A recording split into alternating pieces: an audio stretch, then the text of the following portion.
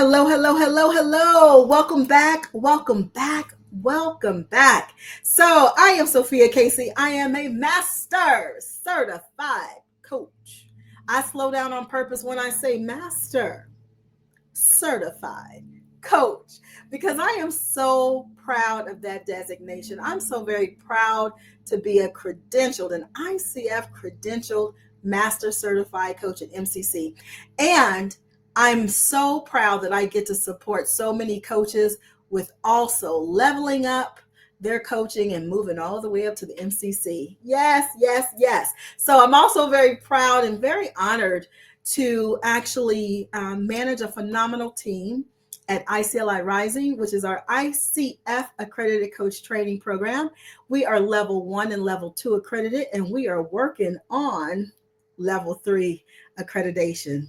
So very proud of that as well. And I could go on and on. I got other titles too, but those are the two that I really want to spotlight. So welcome to Core for Coaches. Core for Coaches. I love acronyms. As I said many times, I am an acronym lover. And so this acronym, CORE, stands for Collaborative Opportunities Rising for Everyone. Collaborative Opportunities Rising. That's how you do rising in sign language. Rising for everyone. And I created this LinkedIn Live, if you will, this platform, this program, if you will, so that I can encourage all of you, coaches, leaders, entrepreneurs, all of you, to lean more on being more collaborative as opposed to competitive. I saw this quote the other day that said, yes, the industry is saturated, and yet there's still room for you. Oh, let me say that again. It said something to the effect of, yes, the industry, and I related it to the coaching industry. The coaching industry is saturated. There are lots of coaches out there, right? Tens of thousands of coaches. So yes, the industry is saturated, and yet there's still room for you. There's room for your style of coaching. There's room for the type of coaching programs that you offer. There's still room for you. And I have it that the more you're willing to collaborate with other coaches, other entrepreneurs, other leaders, the easier it is. I'm a living witness. All right, so what are we talking about today? I know you're just coming in. Thank you for being here again. Thank you so much. So what we're talking about today, believe it or not, we are wrapping up the ICF Core Competency series. Can you believe, well, first of all, let's get that off my chin. Can you believe that we have been at this now for 8 weeks? 8 weeks, because every single week I came, I actually shared with you about one core competency in particular. And so today we wrap up that series with core competency number 8. And I want to hear from you. Has this series been supportive of you? Because I only want to do things that are supportive of you, because I can find many other things to do, as you know. All right, so I want to know, has it been supportive of you? I know you've shared with me, you've sent me private messages and DMs, but I also want to hear from you again. Has this been supportive of you? So ICF Core Competency number 8 is the focus today. What is ICF Core Competency 8? It is facilitates client growth. I love that they can put this. My team is just spectacular. Thank you, Malik. I just love that you can put that up there. I get so mesmerized by technology. So thank you for putting that there. So yes, facilitates client growth. And I was so excited to come and talk to you about this core competency, because many times when people think about coaches, if you ask someone, what does a coach do? Most times people are going to respond with, oh, coaches tell you what to do. And now, if you're a coach and you're out there telling people what to do, I don't mind my business and stay in my lane. But let me just say, in our definition of coaching, coaches don't tell their clients what to do. We support our clients with getting more awareness, discovery. We relate to them as naturally resourceful, and we are there to support them with actually making that goal a reality. And every now and then, we might give them some suggestions, or offer some advice. But for the most part, we relate to them as naturally capable of doing that themselves. So, and also, if you ask people out there in the internet streets, what is a coach or what does a coach do? Most times they're going to tell you, besides they tell people what to do, they're also going to tell you that coaches support people with creating action plans to move forward. And that is true. We do support our clients in that way. But I want to take a different spin on this core competency. So oftentimes when this core competency is taught, there is a lot of emphasis on the doing. Okay. So there's a lot of emphasis on the doing, a lot of emphasis on I'm going to support this client by asking them, what actions are you going to take on? What's the next step for you? What's your next step? What have you actually created an action plan? So there was a lot of emphasis, or there's usually a lot of emphasis around the doing. The doing. If you will, if you can hear the sound of my voice, will you please put the word doing in the chat? Doing, DOING. So yes, with this core competency, there is a lot of focus on the doing.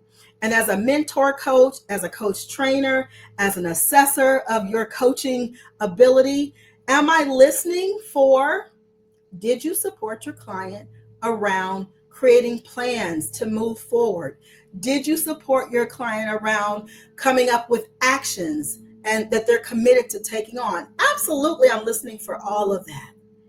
But I want to take a different spin today. And I want to invite you to consider that this core competency and the role of coach, my role as a coach, is more than just around supporting the client with a whole bunch of doing.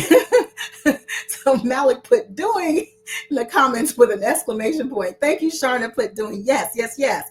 Absolutely. And as Anaya just put in the chat, she says, it's been supportive. Yes. So she's actually a recipient of coaching, as we define coaching. So she said it's been very supportive of her. And I imagine that's because her coach didn't just focus on the doing. What are you going to do? What's next? What's next? What action item are you going to take on? By when are you going to do all those actions? But her coach was trained by us, which I know her coach was. Coach also paid attention to the being side of facilitating growth, the being side. So let me dive in a little deeper. You know, I'm always going to offer you a few nuggets just to percolate on. So again, when we think about this core competency, normally we think about doing, supporting the client and being in action, but it's also more about being more reflective, thinking about the action, thinking about the goal, reflecting on the goal later. One of the great action items that I love to support clients around is noticing. Can you imagine noticing is an action? I want to hear from you all. Just, can you imagine? What would you say? Is noticing an action? So sometimes I invite my clients to not do anything except for notice. Notice themselves. Notice what's coming up for them in their bodies when they get ready to walk into their manager's office. Notice what happens to them. Notice their thoughts before they go on that stage to actually present their latest findings around this project. To notice. So noticing is more on the being side rather than doing.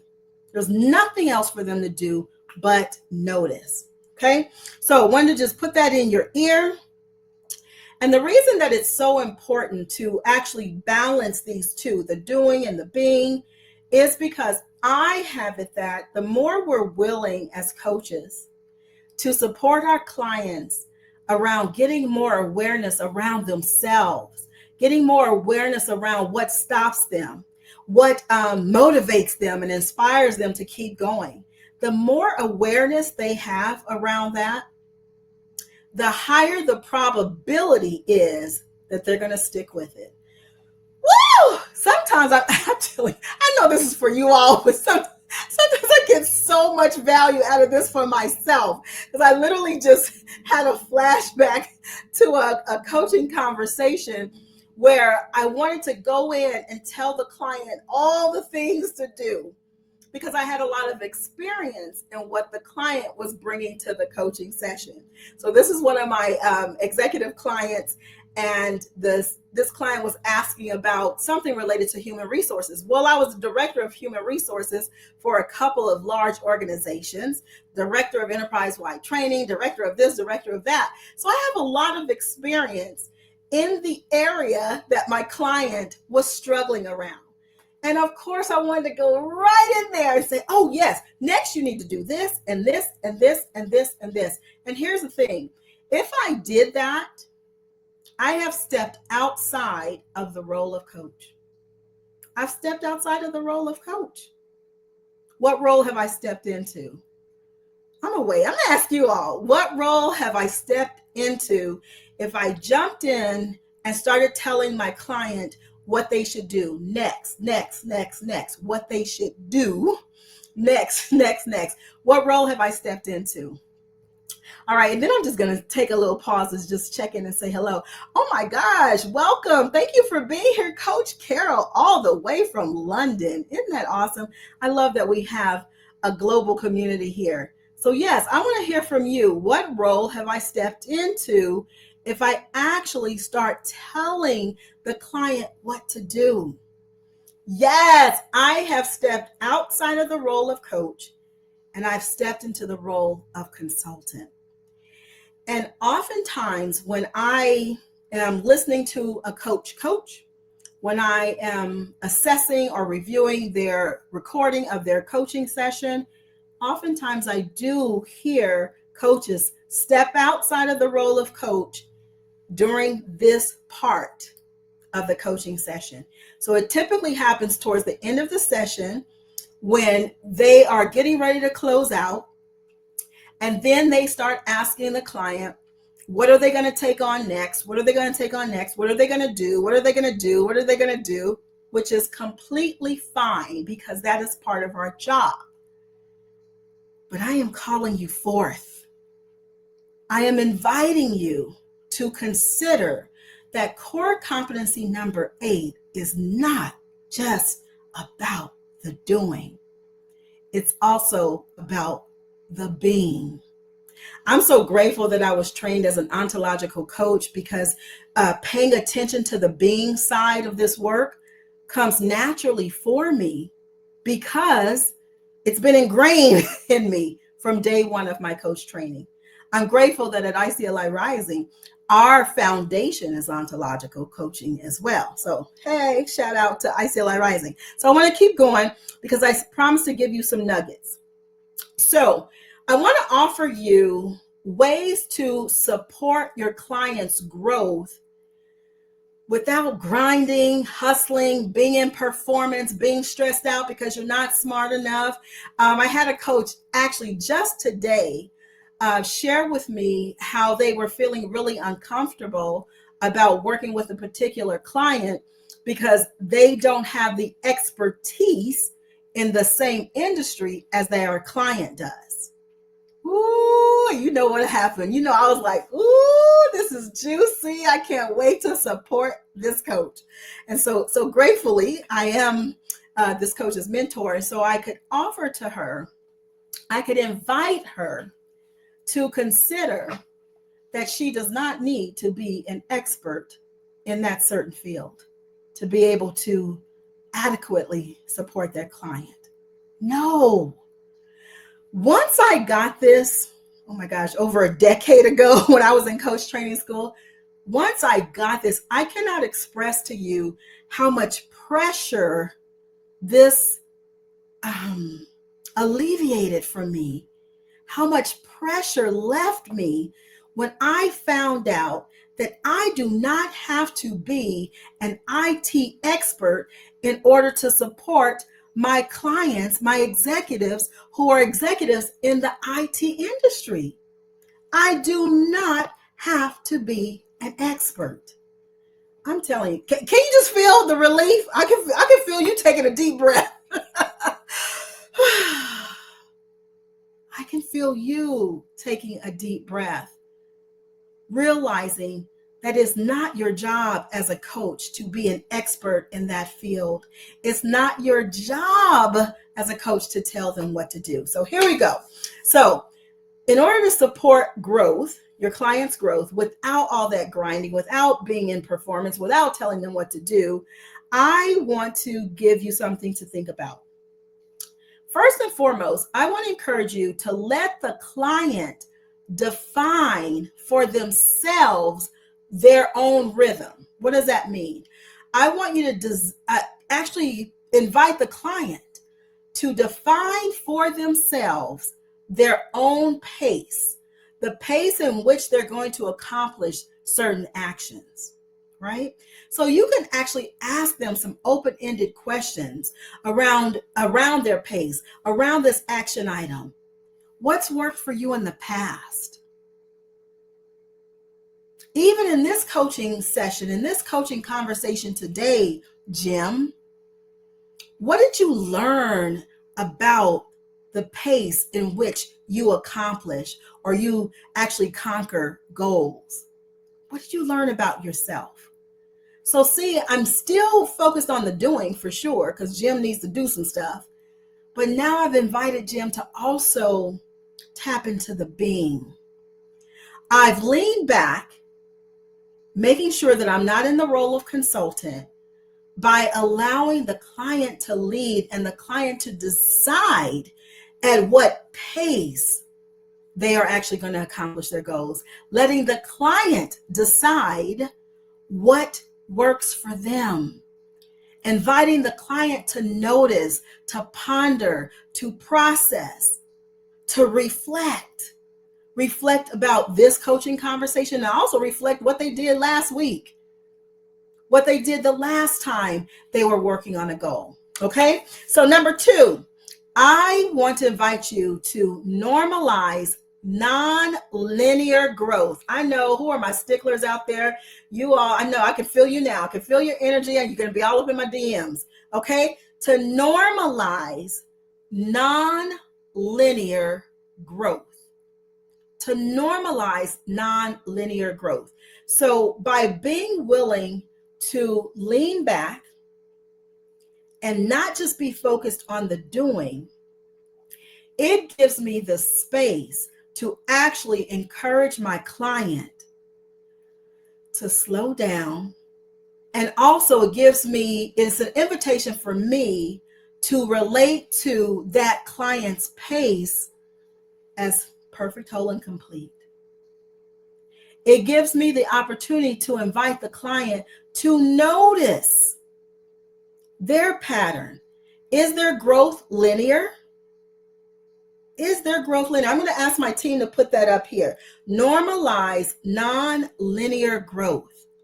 Okay. So slowing down doesn't mean that your client is stuck. Slowing down doesn't mean that they are stuck. It's their pace. The thing that you want to consider is getting curious about their pace, getting curious about their non-linear growth or their non-linear way of actually attaining or reaching their goals. I want you to get curious about that so that you can actually invite them to get curious about it too. Okay, I'm going to keep going. So, some more tools for sustainable growth for your client, okay? I want you to consider to end the coaching session with self-generated next steps. I'll say it again. I know that's a long one. End the coaching session with self-generated next steps. What does that mean? Have the client come up with what they're going to work on next. And then also invite them to pay attention to not just the doing of what they're going to do next, but who will they be as they're working on those goals? Who will they be? Okay, so end sessions with self-generated next steps. underscore the word, it went away, underscore the word self. Okay, self, not yourself, the client's self. Okay. Also, I want you to create room for celebration, because when we actually create room for celebration in our coaching sessions, what tends to happen is the client is celebrating themselves. They're acknowledging the work that they've done. And then they are actually sharing with you more around the being side, their being side, not just their doing. So you can imagine, as I am getting ready to close out the session, and I ask my client, how do you want to acknowledge yourself for the work that you have done in this session, for the work that you've done outside of this session? You know what's going to happen. The client's going to get all excited, like, oh my gosh, yes, well, I acknowledge myself because, at first I didn't want to come to this coaching session because I've been working so much and I was tired, but I still stayed committed, and I came to pour into me, to invest in me by being here at this coaching session. I also want to acknowledge myself for all the work I've done so far. And I want to acknowledge myself for all the things I committed to doing. So just by hearing my client share their celebration, just by inviting my client to celebrate themselves, guess what I'm doing? I'm paying attention to their body language. I'm paying attention to what they're saying. I'm paying attention to more of the being side and not just the doing, so that I can invite the client to do the same. Okay. All right. I have so many more. I could talk about this all day. But unfortunately, I do have to wrap up. One of the things I want to share with you before I wrap up is I want to know, what would you like me to bring to this Core for Coaches platform? What topics do you want to know more about? What would you like me to teach about, train on, talk about, and engage you around? I want to know from you. So my team is going to drop in the comments just a really quick form. It's really short, I promise. I do not like filling out forms and surveys and all that stuff, so it's short. Okay. If we created it, I made sure that my team made it short. So it's just a few questions, and mainly I want to hear from you. What would you like for me to continue to bring to you and to this platform? Because we just finished out our ICF Core Competencies series. I have tons of ideas, tons of topics that I want to bring to you in the future, but I want to hear from you. That's most important, that I'm bringing things for you that benefit and support you in your work. Also, I will be sharing with you in the very, very near future an incredible opportunity. So I am starting a mastermind program after being asked for a number of years. I am starting a mastermind program for coaches. And I will invite, anyone can come, but I definitely have my eye on coaches. So I'll be sharing more about this mastermind program. It is going to be a level of support that you probably have never, ever received.